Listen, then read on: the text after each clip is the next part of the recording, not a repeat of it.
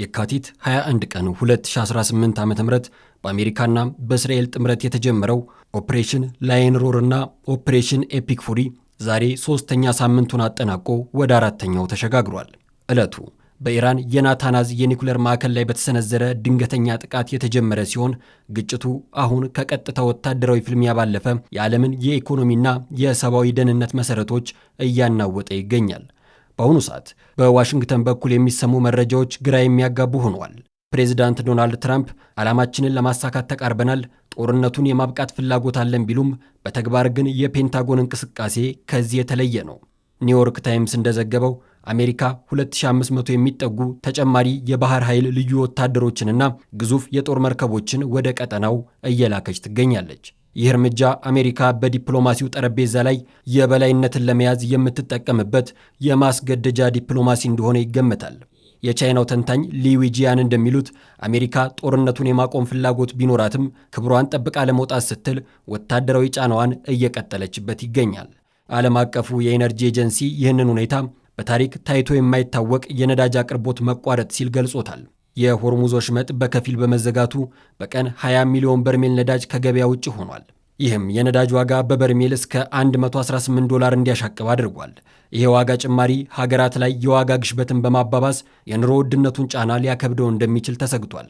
ከነዳጁ በበለጠ ግን ተንታኞችን እያሰጋ ያለው በሲቪል መሠረተ ልማቶች ላይ የሚፈጸሙ ጥቃቶች ናቸው። የባሕረ ሰላጤው ሀገራት ለ90 በመቶ የመጠጥ ውሃ ፍላጎታቸው በባሕር ውሃ ጨው ማስወገጃ ማዕከላት ላይ ጥገኛ ናቸው። በዘመናዊው ጦርነት ታሪክ ውሃን እንደ መሳሪያ መጠቀም ትልቁ የጦር ወንጀል ተደርጎ የሚወሰድ ቢሆንም አሁን ባለው ሁኔታ ግን ማዕከላቱ ዋነኛ የጥቃት ኢላማ ሆነዋል። በባህሬንና በኢራን የሚገኙ የውሃ ማዕከላትም መመታታቸው በሚሊዮኖች ለሚቆጠሩ ሰዎች የውሃ እጥረት ፈጥሯል። በተጨማሪም 35 በመቶ የዓለም ማዳበሪያ ንግድ በሆርሙዝ በኩል የሚጓጓዝ በመሆኑ የማዳበሪያ ዋጋ በ50 በመቶ መጨመሩን ብሉምበርግ ዘግቧል።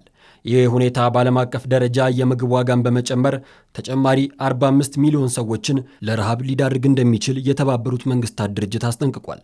ባለፈው ሐሙስ በሪያድ የተካሄደው የአረብና ሙስሊም ሀገራት አስቸኳይ ስብሰባ ግጭቱ ወደ ሰፊ ቀጠናዊ ጦርነት እንዳያድግ ጥረት እያደረገ ነው።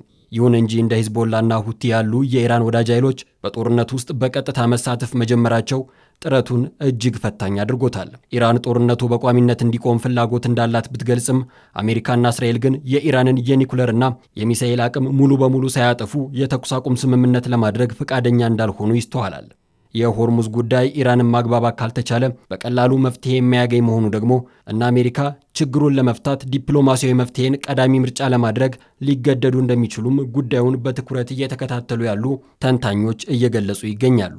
የፖለቲካ ተንታኞች እንደሚሉት ጦርነቱ የሶስተኛው የኒኩለር ዘመን መጀመሪያ ሊሆን ይችላል። የቀጠናው ሀገራት እንደ ኢንቨስተር ስቴት ያላቸው ሚና እየተዳከመ ሲሆን እንደ ቻይና ያሉ ኃይሎች በዲፕሎማሲው መስክ ተጽዕኖአቸውን ለማስፋት እድል እያገኙ መሆናቸውን ነው ትንታኔዎች የሚያመላክቱት። ጦርነቱ በአጭር ጊዜ ካልተቋጨ የዓለም ኢኮኖሚ ወደ ከባድ ድቀት ሊገባ እንደሚችል ስጋቶች እያየሉ ይገኛሉ።